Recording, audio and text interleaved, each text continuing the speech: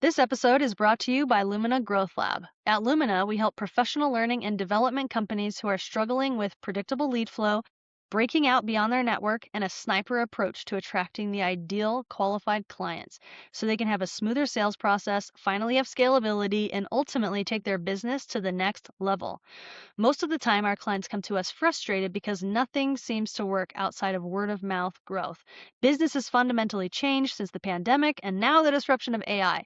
But with the right strategy and support, they're able to confidently add new channels of lead generation, leading to a packed pipeline that creates sustainable revenue and year over year growth for cheaper than ever before because of the use of AI technologies. If that sounds like you or someone you know, connect with me on LinkedIn and I'd be happy to have a conversation with you about unlocking your business's potential. Now, let's dive into today's episode. Welcome to the Marketing Matrix. I'm your host, Lisanne Murphy, and today I am joined by the wonderful, talented, charismatic Mr. Matt Savarick. Matt, thank you so much for coming onto the show today. Yeah, heck yeah. Thanks for having me.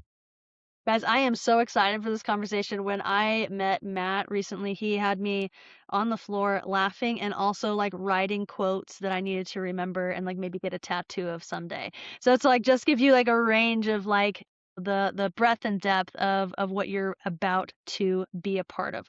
Let me take a second to introduce this man and then we will jump into our conversation today. So, most founders assume scaling demands sacrifice, more revenue, less sleep, a bigger pipeline, a smaller presence at home. Matt Savarick proves that growth does not require damage. He runs Vibe GTM, where he installs AI-powered revenue engines for B2B companies between 5 and 50 million. His systems have produced more than 500 million in attributable revenue for over 100 leaders. No headcount scrawl, no duct tape ops, revenue that runs. He also advises founders and executives on sustainable performance, no hacks, clear decisions, clean leadership, a life that works while the business grows. He spent 17 years in go to market leadership.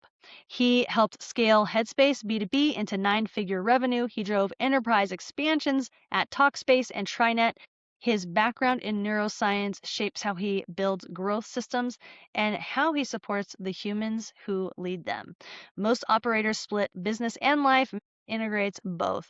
You can scale and remain present as a parent, partner, and human. This is revenue without wreckage, systems that scale with leaders who stay whole. So again, Matt, thank you so much. Welcome to the show. Great intro. Thank you. All right, guys, I'm so excited for this conversation. So Matt, give us the rundown. Like what's the backstory of, because I mean, really what you're doing in terms of these revenue systems with AI, you're leaning into this, which AI is, I mean, it's newer. It's not brand new, but it's newer. Like, but what was the evolution of how it became what it is today? Yeah. So first of all, thank you for having me. I'm excited.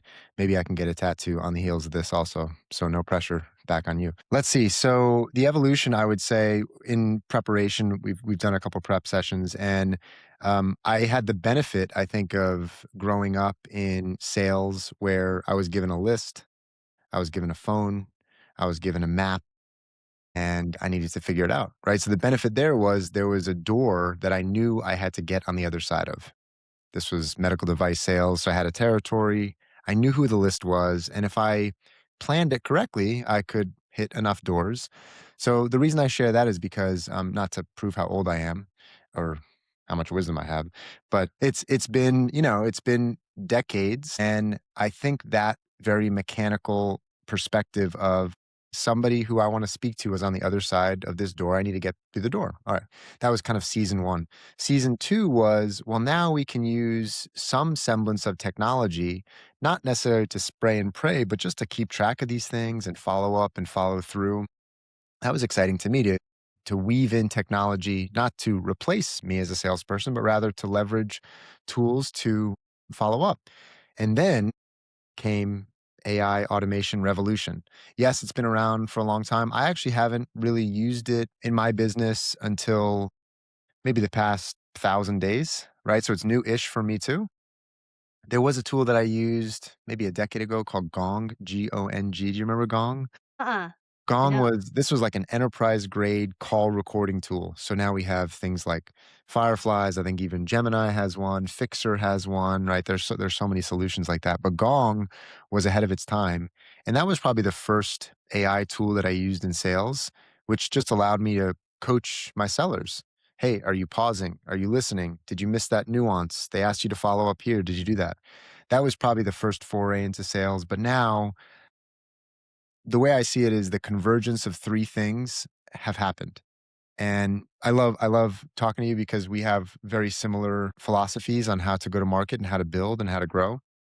So I think the convergence was number one, AI and automation, because I include both of those. Maybe AI is comprehensive enough, but at least in my world, they're different enough to mention them both. They're a mouthful.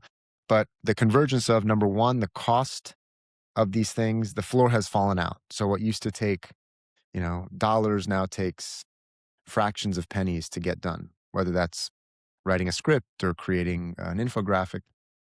The second is efficacy or quality or safety.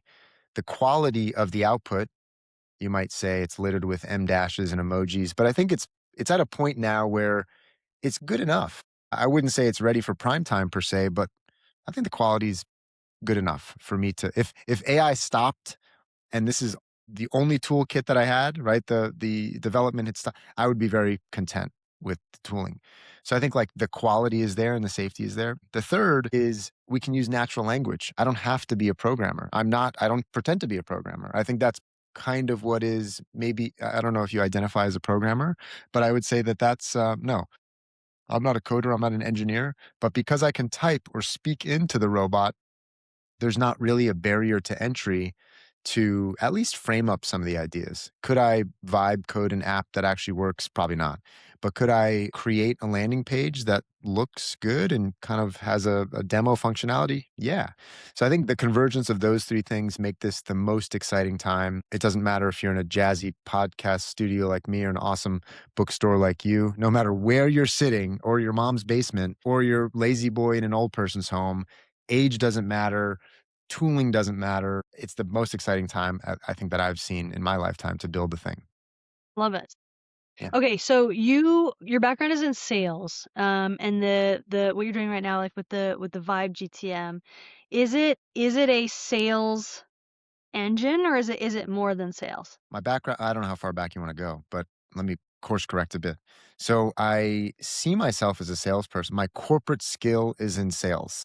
Make a list, reach out, never stop, stay excited even though you're getting doors in your face. Okay, so that's my skill set. I'm diminishing what sales does. There's a lot of strategy and yes, but you understand the nuance there. My degrees from school are in neuroscience. I plan on going to medical school. So I was just always obsessed with human nature, psychology, physiology. So I think those two things combined help answer what my businesses look like today. The way I see GTM stands for go to market. So go to market, for lack of a better term, in my estimation, is like the collection of both marketing, sales, and then operations. So people might call this, right? I know a lot of the terms that I might be using are SaaS specific or tech specific, but even if it's a professional services law firm or accounting firm, you might have business development individuals, you might have marketing efforts who are putting out thought leadership pieces, and then you need some sort of engine, CRM, or some sort of ops to connect all these things. So it is more than sales, although I'm not an expert in those other disciplines. I've partnered with people who are experts. It's Yeah. fantastic. So what are the types of pain points that a business is experiencing that it would be like, I need Matt and Vibe GTM? That is the question. And I think that drives a lot of my content and the way in which I think about this. The way I think about content is answering that exact question. What is this? Is it for me? Will it work for me? Will it work for my vertical? So I think very simply, look, I said a lot of jargony words. Let's make it simple as if I'm speaking to my 6-year-old. There are two main baskets in my, at least in my brain when I think of go to market. So one would be outbound, meaning you're reaching out cold, maybe to a stranger, maybe someone from your network, but you make a list and reach out. Then there's inbound, which is much more challenging. How do you actually get someone to click a thing? You got to give value. You have to put out content. You have to maybe put out some ads or put out some lead magnets. So I see that those parallel paths and the interplay between those, I think, are critical. So how does somebody know? I'll tell you where I've stumbled, where I made some assumptions that I think I was incorrect on who might be a good fit.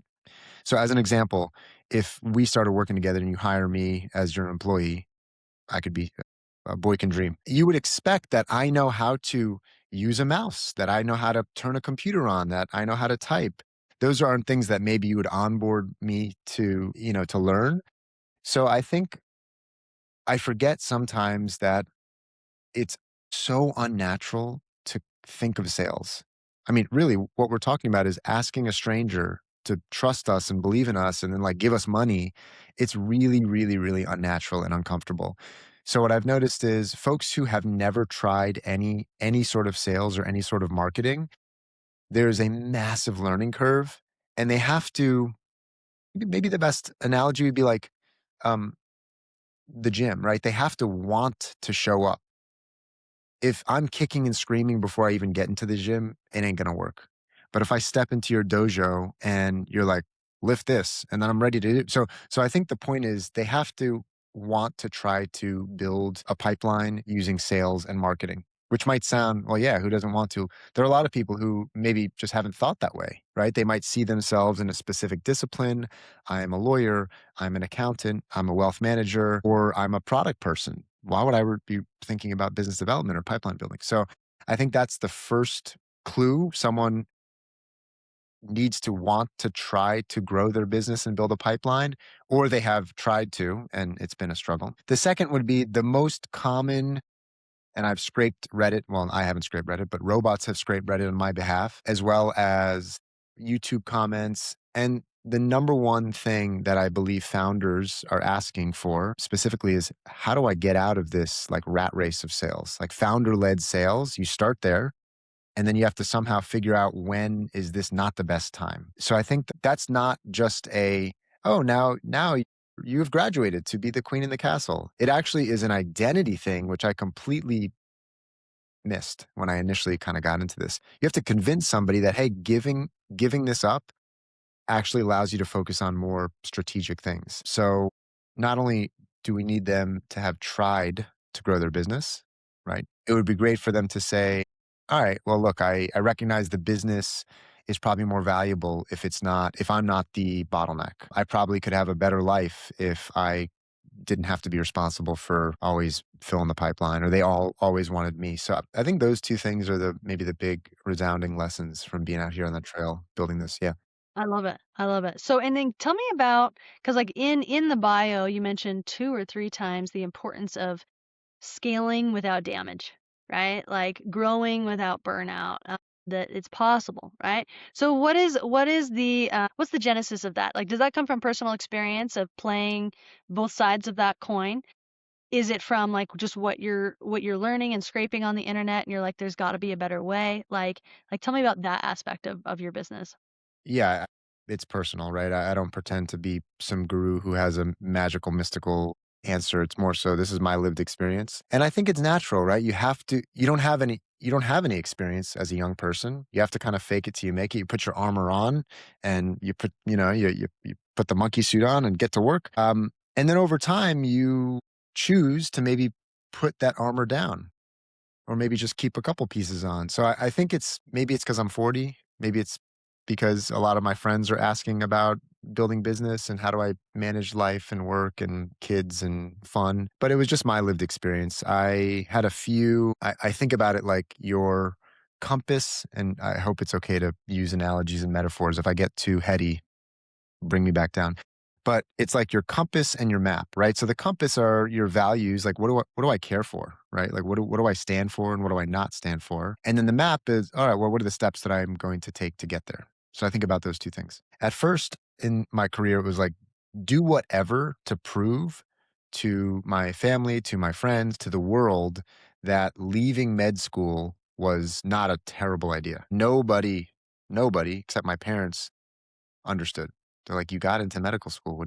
what are we doing here? Like you're at base camp 2, just keep climbing. And I thought, well, let me look around a bit. So I think that experience, choosing to not go on that whatever 8, 10, 12-year journey minimum, created a confidence in my trusting my gut. Then after being in corporate for 15 years, I lost my dad unexpectedly before my wedding. And that was another opportunity. I say it was because I had a terrible boss, but it was really, I was just burnt out from the overwhelm. And sometimes, I don't know if you've seen this, sometimes you push really hard and you're doing well. And then the moment you rest, you actually like get sick because you're like on, and then you're like, oh, my body can relax. And maybe the bugs creep in then. But losing my dad, that was another kind of shift where I retooled my proverbial compass a bit. I was burnt out. I was burnt out. And I think burnout, this is not, I'm not a clinician, but I think burnout is a mismatch in the work that we're doing and the impact or mission that we believe that we can affect. Right. So I know a lot of physicians in healthcare. I think the work is grueling, but I think what really burns people out is I wish I could do more. I wish I could really affect change. And I kind of looked in the mirror. I'm like, this is there's got to be a better way. It's time to enjoy my life. It's time to get clear on what matters most. It's time to put down the sword and the shield and the armor. So I started coaching on the side of my desk. Coaching was just talking to other middle-aged people about what are you doing? What's showing up for you? How are you dealing with your parents getting older? That kind of stuff, which again, on one side of the spectrum, you would argue that like that might be acute or chronic pain related to mental health. Then over on this side, it's like someone's well, but there's this whole continuum. Maybe 80% of us are worried well. Like, am I okay? Is this enough? Am I doing it? Wait, is this it? So I think at that time, I've always used the noise to distill the signal from having conversations with like, what are other, am I on track, off track? Is this normal? Is nobody in the corporate landscape talking about mental health? And they just weren't doing it on LinkedIn. They were doing it behind closed doors. So yeah, burnout is my lived experience. I know couples break up because of financial stress. I know a lot of people, they can't even like dream or strategize because they're living paycheck to paycheck or thinking about the next bill. And I always say, I don't know if you feel the same way, but sales and marketing, those skills will set you free. I tell all young people the same thing. Call your mom, drink water, get to sleep. Don't do drugs. Don't do bad drugs. I don't know if cannabis is a drug or alcohol. Those maybe in dribs and drabs are fine. But the main thing is learn a skill where you know you can get a client and then you're free. So I think learning the skill of business development, sales, marketing will set you free and hopefully will alleviate some burnout. I love it. I love it. And I love that it comes from your own personal experience and your own pivots that you've made in your life to be more, I think the word you used was like following your gut, following your own intuition and learning to trust that. So great. Okay, so let's geek out a little bit. Like what are some of the AI tools that you're using? I mean, because they're growing, they're changing. It's one of those I think the AI technology push right now is really interesting because you have the opportunity that it's creating, but you also have it's like it's changing so rapidly. It's like as soon as you implement something, it's like something better's even here, you know? So It's it's wild. like it's a very shaky ground to like anchor your stuff on. So what are some of the softwares you're using and how are you using them? Yeah. Well, so we're using a tool here called Riverside, right? You might argue that there are maybe better or shinier tools, but this is a good proxy for this. This works. You know how to use it. It's good enough. It's the right price. There's no, it's not like a wrapper that they're going to just change the cost on you all of a sudden. So I think similar to physical fitness and healthy eating and building relationships with friends or mom, like there is a good enough. I'm not saying settle for good enough, but I am saying, do I need the hot Pilates in a cold plunge simultaneously holding my breath in a dark room? It's like, just walk, zone 2, man. So I think some of this stuff is like we way over optimize. It's tough for me to bet against the big players, meaning is Anthropic, whose chatbot Claude, main investor Amazon, like they're not going to lose. They're not going anywhere. Is Google going to lose? You know, people say, well, Gemini stinks. And then they come out with Nano Banana and people go crazy. Or, you know, this is better than that. But the big players are, I think, are immovable. So the big players in my estimation, and probably there are many more, right? So you have Microsoft Copilot, you have Anthropic, invested by Amazon, Claude, you have OpenAI, ChatGPT, Google Gemini, you have Apple TBD, maybe Perplexity, something else. You have X Grok. Maybe there's some others, but like those are the large language models. All of the different toolkits that I might bolt on to the tech stack are a little bit more transient, but those are the mainstays. We're a Google shop, so I'm not anti Microsoft. That's just where my where I've built my stuff. So as an example, they are we use a tool called Fireflies to record our meetings. I don't know, you might use a solution to record your meetings too. Gemini now, I think after, and this is the way these big companies move. You could argue it's red tape. You could argue that they're sitting in the pocket, observing which way they want to go, and then they deploy their solution. But Gemini came out with a meeting recorder themselves, and they make it really enticing. It's like woven into the fabric in the same way Microsoft has their kind of horizontal and vertical stack. So I think the appropriate frame would be, what are we trying to solve? In go to market, people, their head scrambles because we got to do all these things. But like, we're trying to get a stranger or someone who's not a client or customer to take an action, to buy a thing, to click a thing, to subscribe to a thing. Like, that's it. There might be a lot of steps and it might twist and turn, but let's stay focused. The gym, we're just trying to pick things up and put them down. We're just trying to get to zone 2 cardio. We're just trying to move our joints a little bit. So I think like staying locked in on like, what are we trying to accomplish? There's endless tool sprawl. The tools that we use, as an example, we use on the outbound side, we use a tool called Clay. So use Clay. Yep. Excuse me. So Clay, there was a time where in my corporate life where you couldn't really get someone's information. Like, let's say I needed to get in touch with you. Well, what are my options? I could hit you up on LinkedIn, but you might not accept me. I could use InMail on LinkedIn, but you see it's a sales thing. So I got to get your email address somehow. If I'm trying to sell you something not work related, I got to get your personal email address, maybe your physical address, maybe your phone number. So getting the list, it used to require going to a list broker or Zoom Info or Apollo. And then Clay came along and said, well, we can help you enrich the list in a way. So for a fraction of the cost. So Clay uses a almost like a waterfall mechanism where if you say, hey, here are the top 1,000 CEOs I want to get in front of, typically we say use at least 3 to 5 data sources to make sure the accuracy there. So I'd say Clay, and Apollo are the 2 main list building tools that we might use. Don't sleep on LinkedIn Sales Nav too. LinkedIn Sales Navigator, the worst name, because everyone's like, wait, is it for me? I'm not a salesperson. Navigator, that's confusing. But it is a list builder and you can directly get to somebody. So I am, as you know, like team LinkedIn through and through. I think LinkedIn's going to be the word of 2026. I think we're going to hear it. My early read, and we can kind of get into why I believe that, but my early read is like LinkedIn is going to have quite the heyday in 26. So on the list building side, that's the toolkit. On the email sending side, we use a tool called Instantly. There are some. So the reason why you would use a tool like that is because it allows you to create what at least the email servers, what they think is happening is more of a rotated inbox where you don't burn your domain, AKA you wouldn't use your main domain or where your website lives to send those emails because it could get shut down. So Instantly helps with that.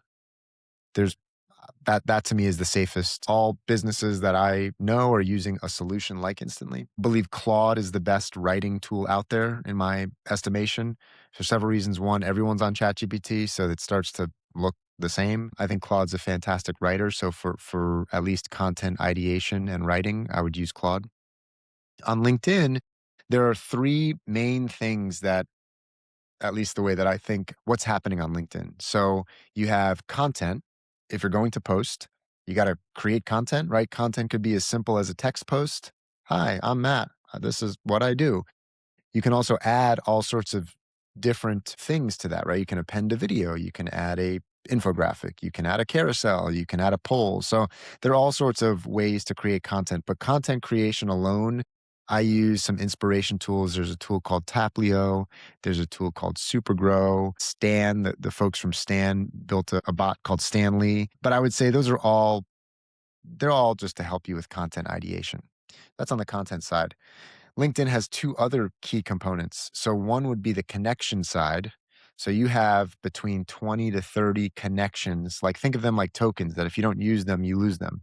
So it's not like one day this Saturday I'm going to connect with 1 million people. You can't. You have to sprinkle them out because LinkedIn will throttle you a bit. So that's on the connection side. I use a tool called Hey Reach for connections. Upload a list, back to the idea of list. You upload the same list to LinkedIn and it will connect with your ICPs or your strategic partners or friends. Then you have the other piece of LinkedIn, which is the most interesting, which for those of you who are allergic to sales, I'm about to say some sales stuff, so you can fast forward through this. So the sales stuff is there's a whole world of what I would call conversations, and conversations happen in the DM, reaching out to people, introducing yourself, seeing if you can help or noticing something or adding value. And then probably the most underrated aspect of LinkedIn are comments. Leaving thoughtful, valuable comments on specific posts I think is one of the greatest hacks out there. There's other tools for phone work that we could talk about, but those are the two main channels that we use. We also have kind of cold calling that we would set up. A lot of that's done through HubSpot. That's awesome. I love it. I love the stack, and so many of the tools are ones that I'm using as well. And so it's fun to hear how you do it. And I love how you organize it in terms of not just getting lost in the tools, but like what is the objective, right? Because a tool is just a tool, but depending on what your objective is, it allows the tools to be interchangeable, right? And so yeah, really, really powerful stuff. So are you what are some big initiatives that Vibe GTM has for 2026? Like where are you wanting to go with this? Yeah. Okay. So I don't know if they're big. I mean, getting 20 clients and keeping 20 clients is the goal. I don't know. I don't know much about your audience, but that's big. That would be big for me. Let's see. So I think the tough thing in this go to market world, it's shifted so fast from who to what, meaning when I will just talk about like meetings, right? If I, and these are just ways to put a little bit of a frame around it. Maybe we can change the nomenclature. Maybe we can change the numbers. Pre AI and automation, if I wanted, for example, like 10 meetings a month, 10 qualified meetings or opens, qualified meetings on my calendar, I would hire one SDR or BDR or business development representative. Depending upon the size of the deal and, the complexity of the sale, the regulations, that might scale up, down, sideways, but just for simple math, one SDR, BDR is usually good for 10. So if you needed 100 a month, you would need to hire 10. Okay.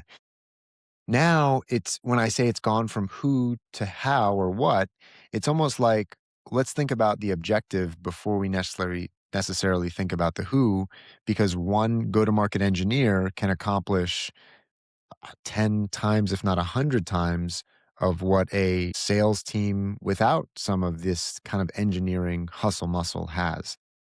So, all of that to be said, I am working to clarify the core offer and the front door. I don't know if that's like an exciting initiative, but I've noticed we could do all sorts of magic tricks. We can help them set up a funnel. We can help them install our B2B on their website so they can find anonymous visitors. We can help them think about content strategy. We can really anything in the go to market realm we can help with. But that's like the age old, maybe this is where our shared tattoo comes in. That's like the age old saying, which is who makes more money? Or who's more effective, the handy person or the electrician? You would think, well, yeah, the handy person, they could do everything. They can hang art, they can hang a fan, they can pressure wash your backyard. The answer, and these are like nerdy MBA puzzles, but like the answer typically is the electrician because it's easier to buy.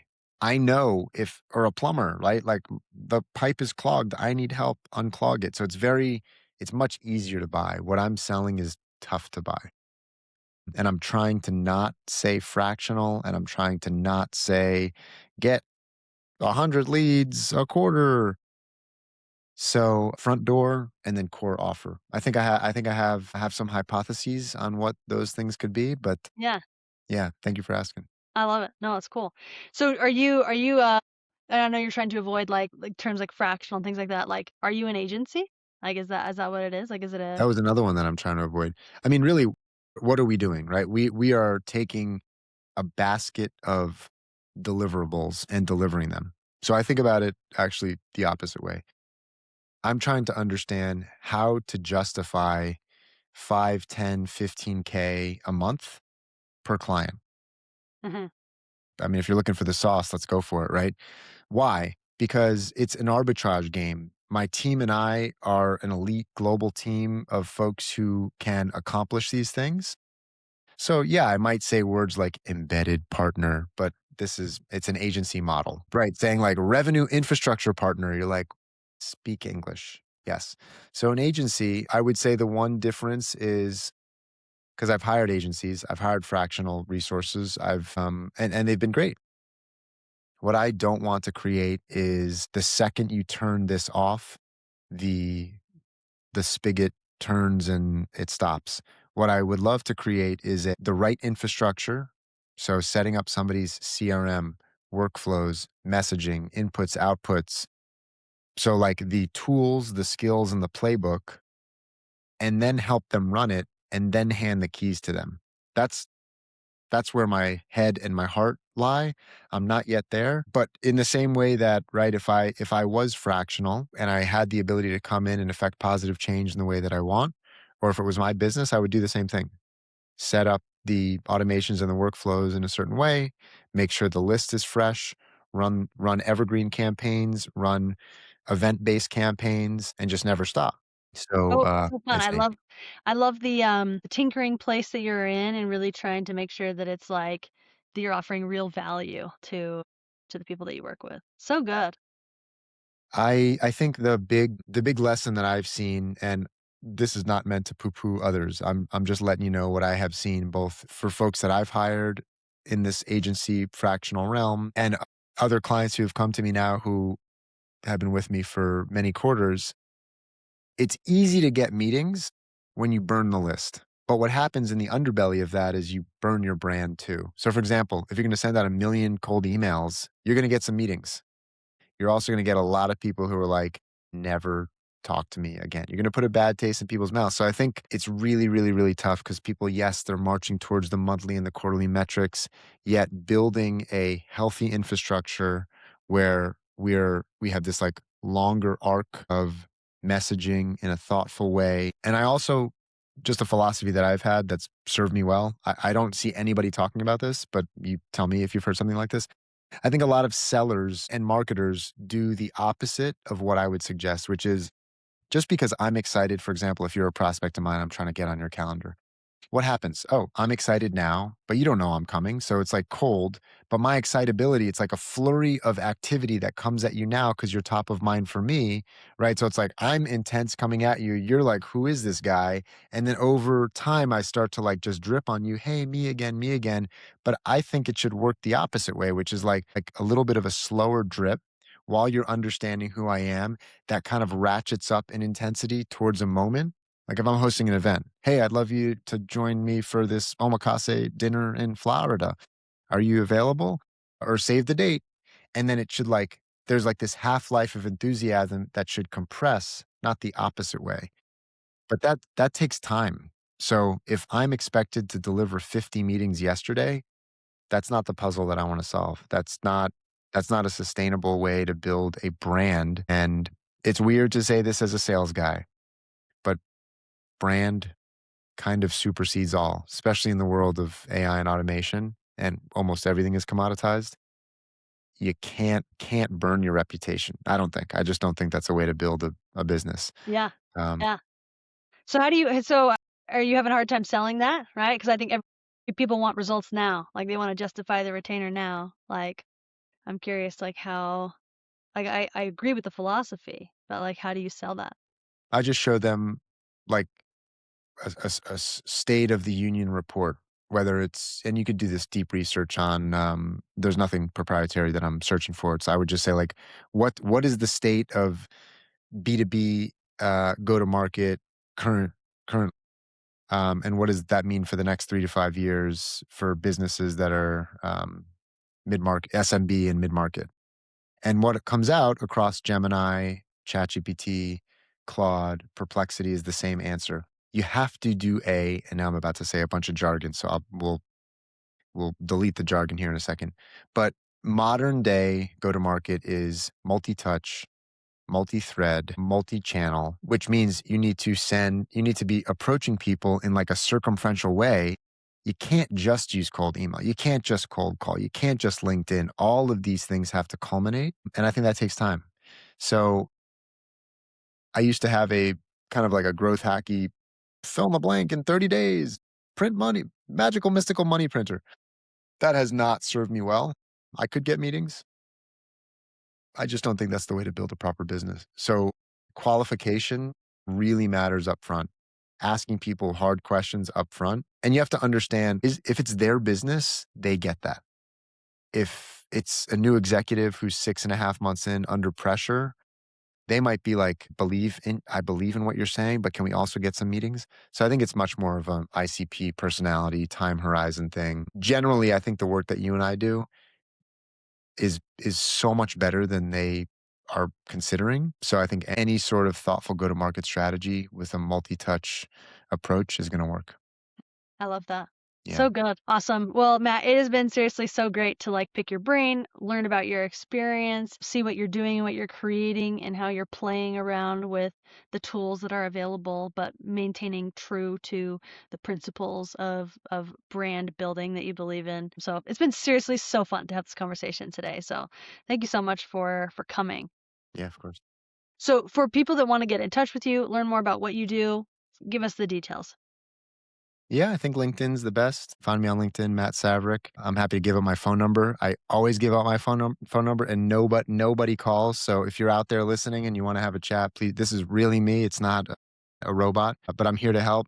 And before I do, I'll also share if anybody's out there struggling, this is not a hotline per se, but I one of my deep passions is helping youth mental health. So if anybody's trying to navigate that, I don't have the puzzle, but I was somebody who had a little bit of a challenged upbringing for things we won't get into now. But happy to talk through that as well. But my phone number is 404-387-9850. Find me on LinkedIn. Let's build some pipelines. I love it. So good. Guys, I'm gonna put Matt's information and his beloved phone number in the chat. It's a Georgia phone number. Georgia. That's That's fun. where I was enrolled in medical school. Yeah. I love I it. had to get a local number so they didn't have to call long distance. That's so great. All right, guys. Thank you so much for tuning into the Marketing Matrix today. We know that your time is valuable, so for you to choose to spend some time with us absolutely means the world. Again, Matt, thank you so much for coming. And until next time on the Marketing Matrix.